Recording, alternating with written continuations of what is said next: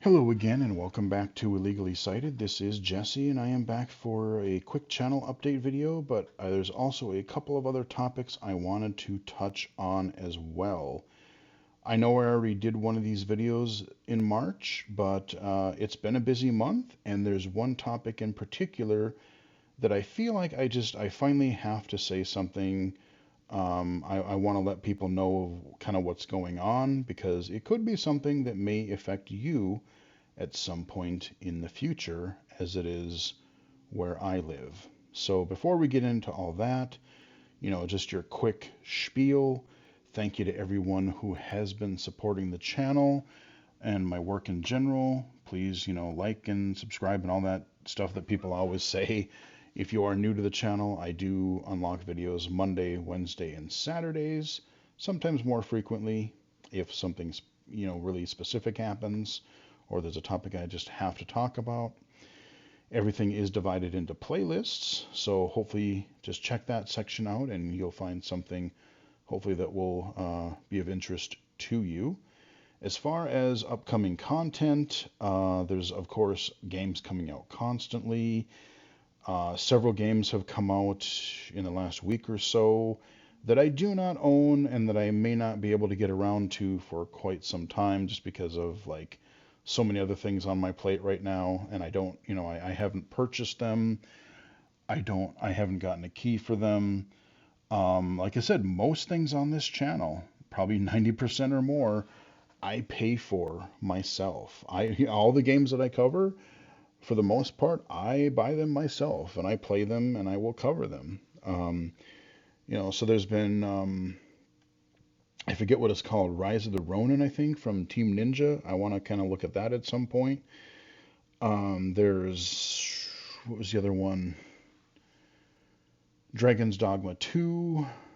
There's a couple other ones too that I have heard about that I kind of want to look at, but I'm probably not going to get to, at least in the near future, until they go on sale or something. So if you are wondering about those particular titles, possibly eventually. But like I said, there's so much other stuff that I already own that I need to get around to covering as it is. I do want to give a shout out to the developers of Bears in Space. I covered their demo back in, I think, one of the Steam Next Fest series of videos that I did, some demo videos. And I covered their demo, and they watched the video. They engaged in some interesting conversation. They left a comment on the channel, and we talked a little bit on Twitter. And so they are considering a couple additional accessibility features based on my feedback. They have not implemented one in particular yet because they just haven't had a chance to. But they do have a variety of different options in the full game. And Bears in Space is out in a full 1.0 release as of now. And shout out, thank you to the developer for offering a review key for me. So hopefully within the next week or so, in the next few days, I will be able to cover the full game and its accessibility soon.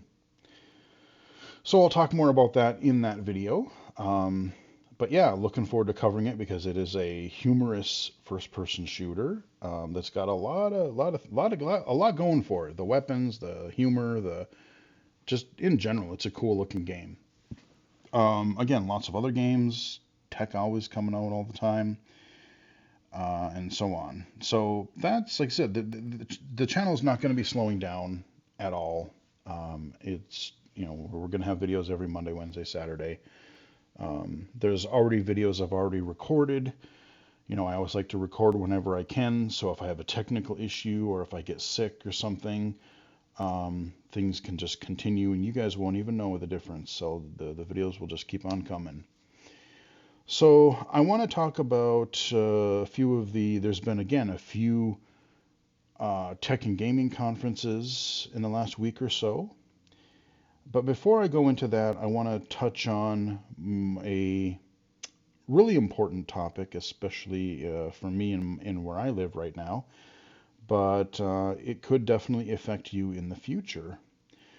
So I live in the Twin Cities, Minneapolis, St. Paul area, and I don't know if this has made national news, but I've been following it pretty closely the last 2, 3 weeks here, and even a little before then. So what's happening is, as of May 1st, Uber and Lyft may be pulling out of the cities. Uber says that they are going to be pulling out of the Twin Cities entirely, Minneapolis, St. Paul, and suburbs. Lyft, apparently, if I understand it, as of now, is only going to be leaving Minneapolis proper. So if you live in St. Paul or one of the burbs, you may still be able to get access. The main restriction is that you will be unable to get a Lyft if you start in Minneapolis or drop off in Minneapolis proper. You just won't be able to do that, which still sucks. But Lyft is not abandoning the entire metro, at least as of now.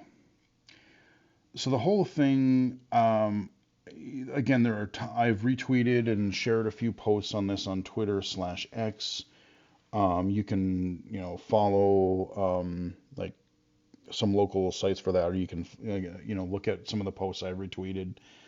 But basically, this has been an issue for a few years now, a couple of years now, where last year they were in danger of leaving the cities because they were trying to put in some ordinance where, like, they were trying to raise what what rideshare drivers would make, so they could have a minimum wage, they could have a livable salary or livable wages, which is great.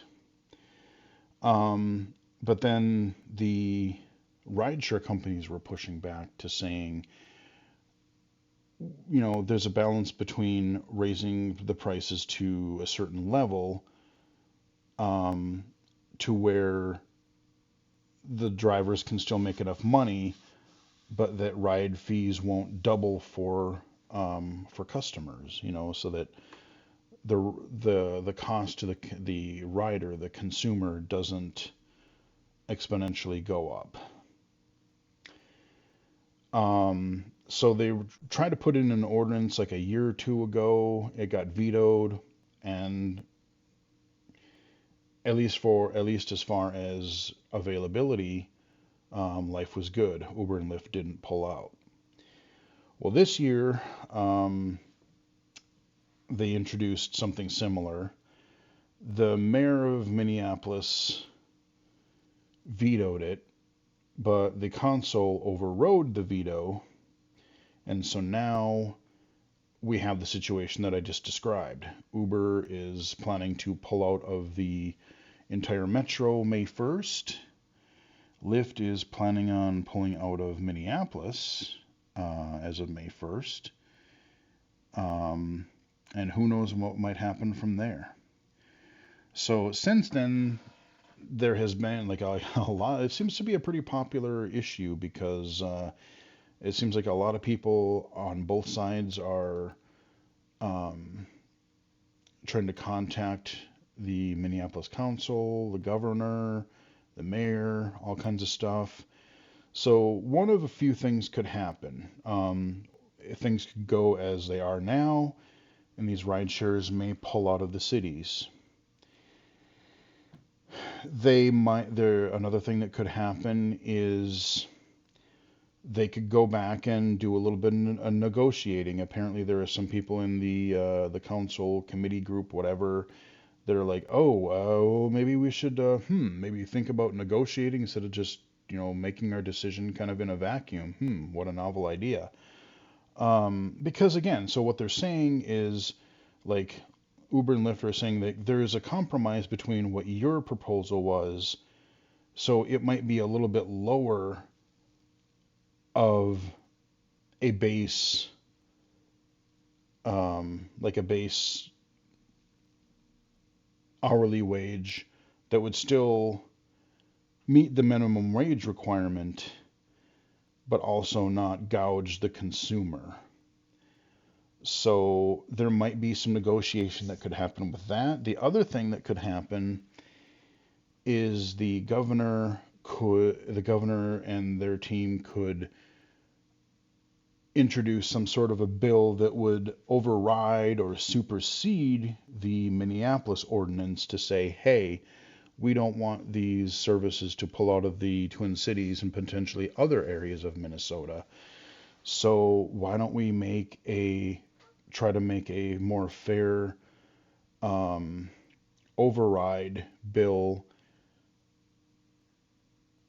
that would, again, it would override Minneapolis, and maybe that would hopefully incentivize these rideshare services to stick around.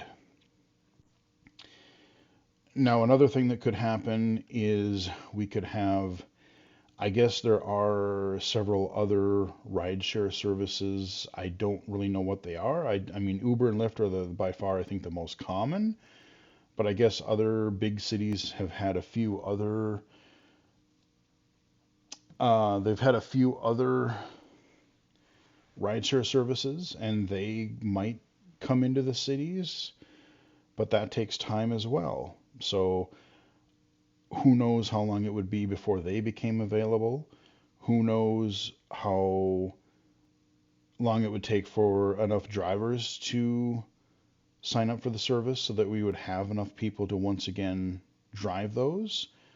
Who knows from a disability point of view? Who knows if the apps are voiceover accessible? I don't know. Or talkback, are they screen reader accessible? Um, who knows? Do they have policies for service animals? Are we going to have to go through the rigmarole of people being um, abandoned or refused because they have a guide dog? Do they offer, um, a lot of these rideshare services have different tiers of vehicles that you can request when you get a ride. You can get a standard ride, you can get more of a luxury ride. Do any of these services offer an accessible vehicle? Say somebody needs a wheelchair lift, something like that. Um, so the accessibility of the service, I don't know what those are like. So there's a lot up in the air right now.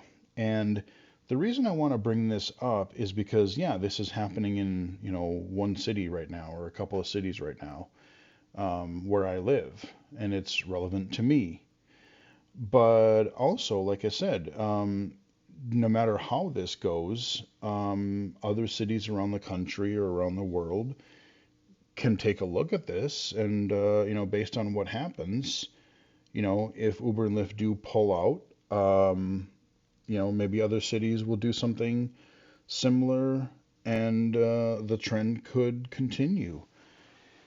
And that would really suck. Because, Minneapolis, St. Paul, we do have overall a pretty good transit system. We have buses, we have the light rail. If you live in the suburbs, maybe not so much, because then again, in any big city, the further you get out from the core metro area, maybe the less frequent a bus might go by. You may not get weekend service, you may not get evening service. All of those types of problems. You have services like door-to-door disability services, like in here we call it Metro Mobility. When I lived in Florida, they called it something else. I think it was, Votran, they called it. But it's, those little short buses where they come pick you up and they take you door to door. And I'm glad those services are there. They are absolutely needed. But anyone who takes those services will tell you they are not the most efficient ride service you're ever going to find. If let's say you have a 11 a.m. appointment that you have to be somewhere at 11 a.m., you might want to book that ride from your disability service. You might want to book that ride at least a couple hours early. Like, you might want to be picked up around like 8, 9 o'clock, because the pickup window let's say you have a 9 o'clock pickup window. They might show up at 8:15. They might show up at 9:45. So anywhere in between. So you just never know. And then on top of that, if you're using one of those disability service transportation services, you generally have to you have to schedule your ride in advance, usually at least one day, if not, a lot of places will say 48 hours. So a lot of days, a lot of services will say 2 days in advance. Which, yeah, if you have something that you're going to have to do, that's fine. But then people with disabilities don't have the same luxury of being able to, like, oh, I need to go somewhere right now, some emergency thing has happened, or I just want to go out and do something, like, oh, I found out my friends are going to go meet at a restaurant and have, get together for a lunch or a dinner. Well, they can't do that because they couldn't just, get up and go. Taxi cab companies are available. I took them a few times before Uber and Lyft came, but they were not really all that convenient either, because typically you have to, like, one thing I really like about these rideshare services, Uber and Lyft, the whole app model is really nice because, you don't have to carry cash. I don't like to carry cash, or at least a lot of it. I don't like to carry a lot of cash with me because if you've heard anything about Minneapolis and even St. Paul to some degree, there's a lot of crime. There's always somebody getting shot somewhere in Minneapolis. I mean, you open up the news every day and somebody's getting shot or stabbed or beaten or something. So I don't, want to carry a bunch on me. So Uber and Lyft, everything is done. You can have your PayPal, your debit card, your credit card, whatever. You pay through the app. It's beautiful. You can leave a tip if you need to, which I always do. Not only that, when you schedule your ride, you know exactly what's going on.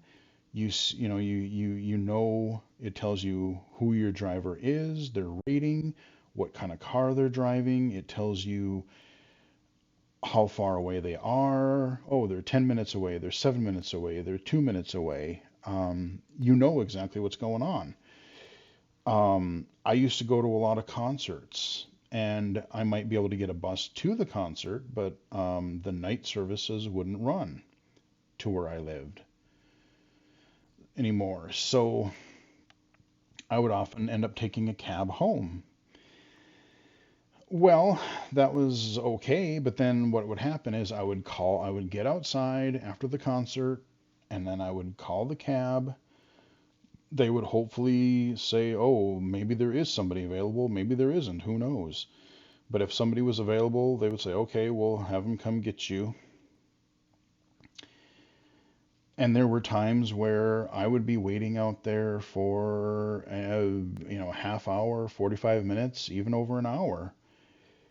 And you just never knew because you didn't have any ride tracking via your phone or anything. There would be times where it'd be like 45 minutes later and I'd call the cab company and be like, are they still coming, or where are they at on the trip? And I've had a few frustrating situations. You're doing this at 11 o'clock at night, especially in the wintertime when it's friggin' cold. Nighttime you might have the potential for more crime. Just not a great situation. So on top of that, since the rideshare services have come to town, taxi cabs have cut down on a lot of their fleet. So I remember reading a couple articles where before Uber and Lyft came in, they had like over 1,200 drivers around the Twin Cities. Well, now I can't remember what they said. It was a drastic drop. I can't remember if it was only a couple hundred or under 100. I mean, it was like stunningly low. I'm like, oh dear. If rideshare does leave the cities, boy howdy, they're going to have to ramp up considerably to even attempt to offer comparable transportation that is more efficient. Because, yeah, you can fall back on the cabs, but if there's only 50 people driving, there's a lot more than 50 people out there wanting rides. And so they may not even be available. You may be having super long wait times. It's a mess. So I just wanted to give you guys sort of an update on that's what's happening in Minneapolis, St. Paul right now. And it's worth kind of following what is happening because, I've heard, I guess there has been, I think there was a place in Texas. I think they tried something around Seattle area one time recently, where the rideshare services did try to pull out some, but then they went back and they returned because the cities found that it was just not working and they really needed the back, so they came back and negotiated or whatever. So I'm hoping that one of these other alternatives, like I just nobody can compromise anymore. It's everything, and not just this rideshare stuff. Just politics in general just absolutely pisses me off because everyone has to have it exactly 100% my way or nothing at all. You know, people can't come to the table and you can, you can agree to disagree. Um you can disagree, but at the end of the day, get something done. This whole federal shutdown thing, it's like they just keep postponing it, and yet these dingnuts still get paid to work when they can't do their job in the regular time that they have. And they just keep pushing it back and back, and that's a whole other rant I could get on that again, I don't want to talk politics on this channel. That's not what I don't enjoy it. And no matter what side you take, you're always going to have somebody pissed off at you. So that's not what I'm going to be doing. But occasionally, I will have to talk about things that are a little more uncomfortable because they relate to accessibility. They might relate to technology. They might relate to technology, gaming accessibility. So things like, when I always talk about people not wanting to pay for apps and games, and then they wonder why apps and games get discontinued or go out of companies go out of business. Um, so that's why I talk about those things. I even talk about the perception of people with disabilities. I mean, as long as as long as we can get accommodations and that, we should be expected to work just like everybody else. We can work. Just because we can't see doesn't mean we don't have a brain that works. Um, we can and should work and go pay taxes just like everybody else. Support our families. Um, this rideshare service thing, like I said, I totally understand. Before rideshare was even a thing, you could make a living if you wanted to, um, driving for a taxi company. If somebody really just likes to drive and they want to make their living driving Ubers or Lyfts, they should be able to do that. But there's a balance. You want to make sure that the drivers get compensated enough, but that they're not gouging the passengers. I don't know what kind of overhead these rideshare services have. I always talk about like how, especially lately when we got the last couple of years now, we've had all these layoffs and firings in the tech and game industry because, we're going to screw the workers, we're going to screw the developers and the people actually making everything, but we're going to do this so that our executives and our shareholders get their billions of dollars. I don't know what Lyft and Uber have as far as like I don't know if they're paying their executives and paying their CEOs or whatever. I don't know if they're making millions and billions of dollars or whatever. Um, but like I said, it sounds like, at least I know, at least from what I've heard, like with Lyft and everything, they want to go to the table. They want to figure out something, some compromise. And so I wish people would work together, because these are such invaluable services. Like last weekend, when it was looking really grim, I downloaded this app called Curb, which I think it used to be called Taxi Magic. And several years ago, when I was trying all these services, like when Lyft and Uber came to the cities, I tried Lyft, I tried Uber, and then I tried this taxi app, and I wanted to see like how accessible they were. I wanted to see which one was, worked better. And even back then, it was like I tried the cab one, and I could get picked up, but then when I was getting ready to get out of the taxi, the driver just did not understand. They're like, no, you pay me now. I'm like, yeah, no, I'm gonna pay you through the app. And he just like, no, no, no, you give me money, give me money. He was just getting mad. And I was trying to show him on my phone. I'm like, no, see, I booked it through here. I'm going to pay it right now, and then you will get paid through your company or through the app or however it works. I don't know I don't know the logistics of it, but you will get paid. And eventually I was able to get out of the cab and go on my way, but it was just not a great experience. And when I looked this last weekend, the map, it basically said there was no cab drivers available, and then it kept giving me this little pop-up saying that you couldn't even. I didn't quite understand what it meant, but it was like you couldn't even do like e-hail, or like hailing a taxi through the app. You literally had to call them. Which again, I mean, yes, we can call. Like, I'm not saying that I'm opposed to calling. Like, I know some people are like, oh, I can't make a phone call. Like, I refuse to do anything but text. I'm like, no, I will call people if I have to. But it's, again, I've gotten so used to.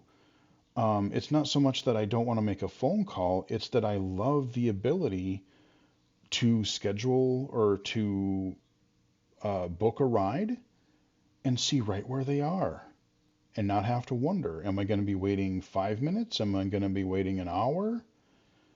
Um, I love that. I don't have to carry cash. I know right where my driver's going to be all the time. I can, like I said, I will text the driver oftentimes, especially like if let's say I go to a concert or somewhere where it's really busy. I will schedule the ride with Uber or Lyft, and then I will text the driver and I will say, hey, just to let you know, I am legally blind. So I'm wearing a blue jacket and I have a white cane. Please let me know when you arrive. And I will try to find you, or just look for me. I will give them more of a description of, what I look like, what I'm wearing, because if there's hundreds of people around and dozens of cars going by all the time, I may not notice you. I may not be able to see you. So all of those different types of things have just made rideshare so great. And not to mention the sheer convenience of it. Like I said, if I were going to work in the office every day, yes, I would take the bus, because I'm not going to pay, 10, 20 bucks or more a day just to go to work and back. But if I only have to go in once a week or two, yeah, you know what? Instead of, if I can get to work and, if I can take that trip in 10 minutes instead of an hour, yeah, sometimes time is money. You want to be able to do other stuff. So it's really helpful. Or, oh, I found out something came up and I need to really go buy something, or I need to go to the UPS store, I need to go to the bank, or the post office, or whatever. Um, the fact that I can literally just, I can just pick up my phone, put something in, and boom, within like 10 minutes tops, usually I'm good to go. So that's really where I'm going to wrap it up here about that topic, because again, I really wanted to chat a little bit about what is going on with rideshare in the Twin Cities here, because while this nonsense is happening now and I don't know what the outcome is going to be, I genuinely hope that people can actually grow a brain in their head and do some negotiating and, try to get these services to stick around, because they are very, very valuable. There are even companies that partner with these services to help people with disabilities get to doctor's appointments or to and from work. So they are extremely valuable. Whether Uber and Lyft stay, whether we get new services, whether we have to go back to cabs, I don't know. But like I said, this is what's happening around me. But who knows? Like I said, something major happens in a city like this. Other cities around the nation might look at this and go, maybe we should do something similar, and things get disrupted in more places. So I am very much following this. I have tried to do my little part for advocating and speaking up about it. And if you find yourself in the kind of a similar situation, try to do what you can. Speak up. Because, yeah, if parts of 2024 didn't suck already, yeah, this is a thing now that I'm dealing with. So we'll see, I guess. Around May, I guess we'll see what ends up happening. But, I hope things work out. So that is all the negative crap I wanted to get out of the way. To wrap up, I just briefly want to talk a little bit about CSUN. We had a whole bunch of different things happen this week and this weekend.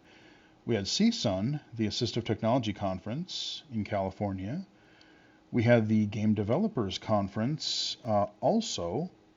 And this weekend we have the PAX East. So it used to be called Penny Arcade Expo. But they have like a PAX West, PAX East. I think they have a PAX South, don't they? Or did they discontinue that? Hell, I don't remember.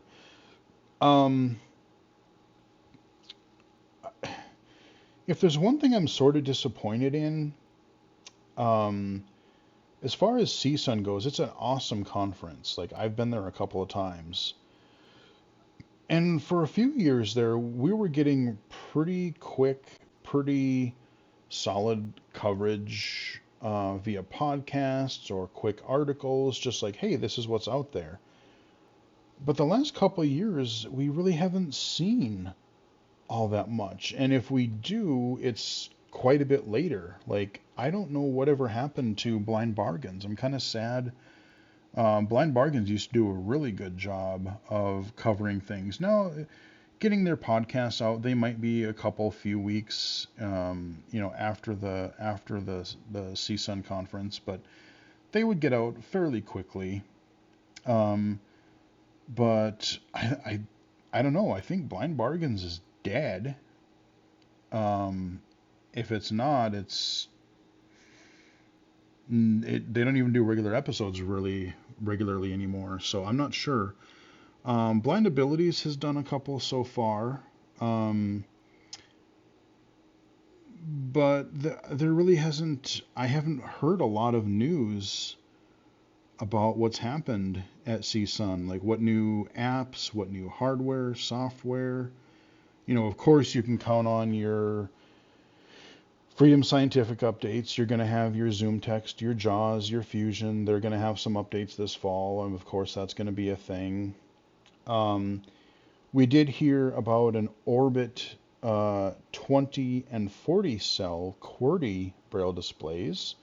So if you want, the thing that I like about Orbit is I like that they're finally trying to offer something a little more affordable in the refreshable Braille displays,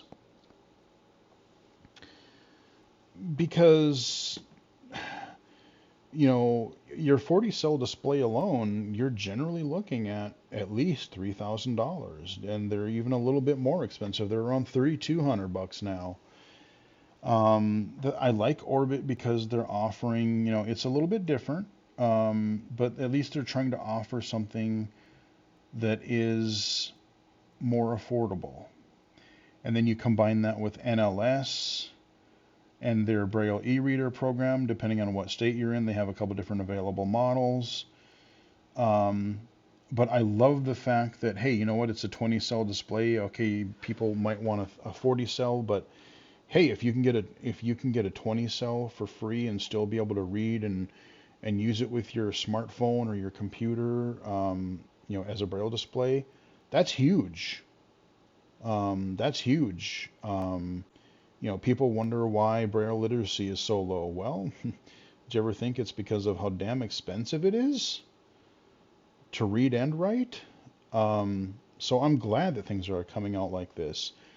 The only concern that I really have with Orbit is they say, I think it's supposed to come out here, in April or pretty soon. But I don't know. Like, I would take that with a grain of salt because their previous products, like, oh, we're going to launch around here, or a lot of their stuff has been delayed quite a bit. And so, like, I mean, I know there's manufacturing issues, and then around the COVID and everything, there was even worse things going on. But like, I they have some really cool products, but being able to get them or know when they're available because they've been delayed a lot in the past. And even if they start launching in April, how many people is there going to be a big back order?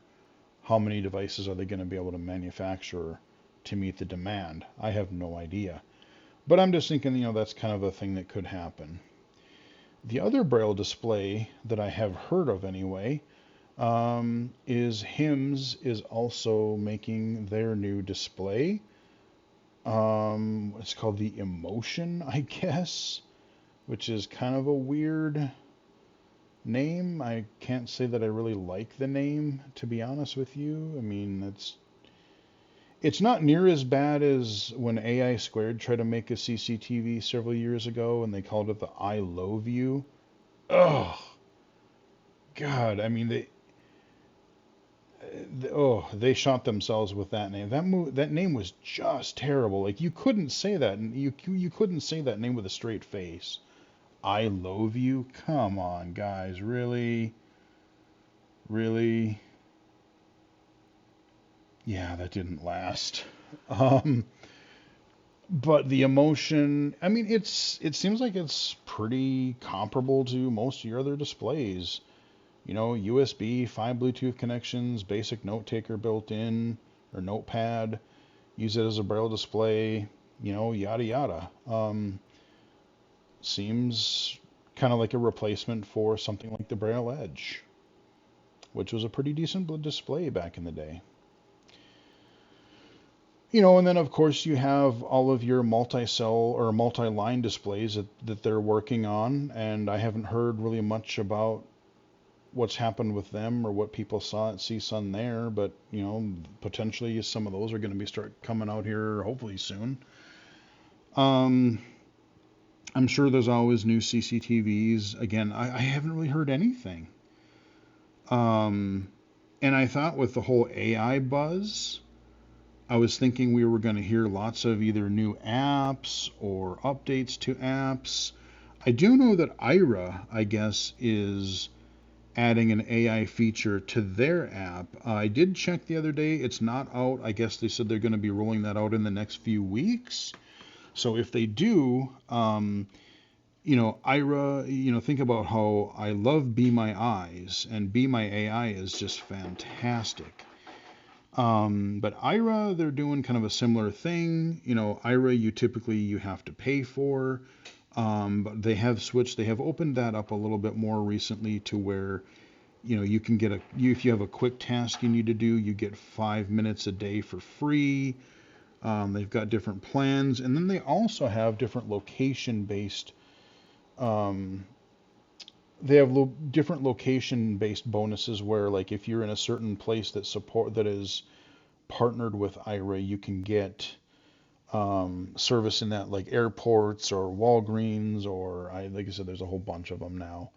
Um, so you just have to check the app to see where you can get, the volunteer or um, the human assistance for free if you're in certain locations.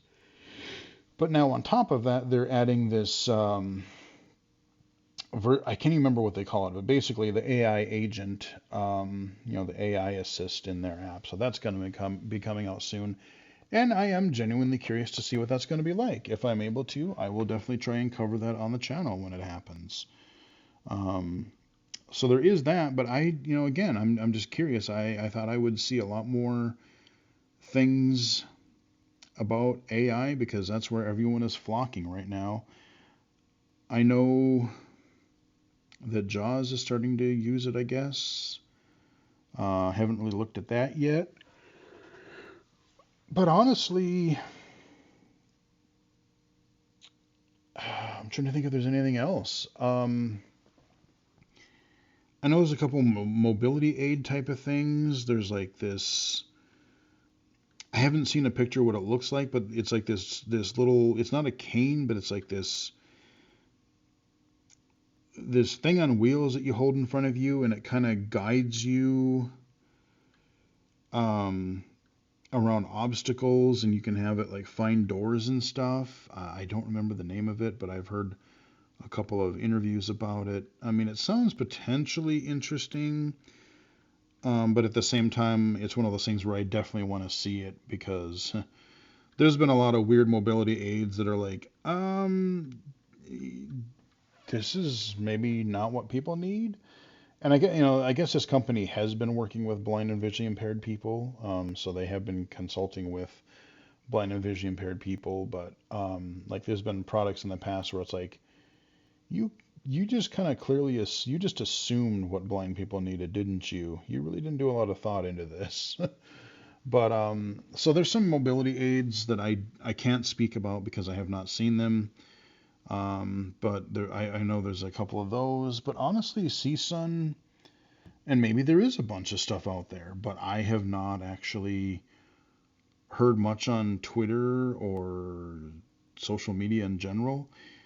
Speaking of which, where are people hanging out these days? Like, I tell people to follow me on Twitter or X, and I know a lot of like Twitter is still perfectly usable on the Twitter app. And I think I don't use it on my computer all that often, but I know there are things that do support it still decently well, I think. But I mean, where are people still doing the Mastodon thing? Are they using Blue Sky now? I mean, where are people at? Because I wish people hadn't left Twitter. Like I said, I ignore the garbage. If all the drama and the arguments and whatever, I either ignore it, I just swipe past it, or I block people if they're really obnoxious. Because the service, it's still, it's still valuable to me, but even like it's lost some of its value because so many other people choose that they're going to leave. And so I would be kind of curious to know. I don't know where all of the blind and low vision community went to. Do they? Because I just don't know that I want to do Mastodon. Blue Sky, maybe. I mean, I have an account, but I very rarely remember to check it. Um, but yeah, so if you are using social media still, like, if you know where generally the blind and visually impaired people, like where that community is hanging out, let me know because maybe I'll at least look more in that area. But yeah, so maybe we'll find out more about CSUN eventually, but right now I don't know a lot. Game Developers Conference. Again, I don't know a whole lot about that. I wish more of that was. I wish they had a more of a like hybrid where you could maybe, even if you had to pay a little bit, like if I wanted to watch some sessions virtually, if they had an affordable, because again, you have developers all around the world or people that are tangentially interested in game development. Like I'm not a developer, but I work with developers a lot and I advocate and I consult for accessibility. And so there are things where I'd like to attend some of these topics, these sessions on game accessibility. Or maybe I want to, they do all these like postmortems on certain games and I want to learn more about a specific game or a developer. So I wish they had a little bit more of a, like a hybrid and where I could be like, hey, yeah, let me join your Discord and then like let me attend some sessions virtually or even on demand. Like once they're recorded, maybe they're available the next day. Um, that would be great. Um, but I know that I guess there were people kind of getting together to try and see if they could address this, unionization and all these layoffs that are happening because it's a rough time. I hope people were able to make their connections and maybe find jobs again for all those people that did get laid off. God, I feel bad for them. Not much to really talk about there. PAX, they have their sessions and everything. Sometimes you get some game announcements.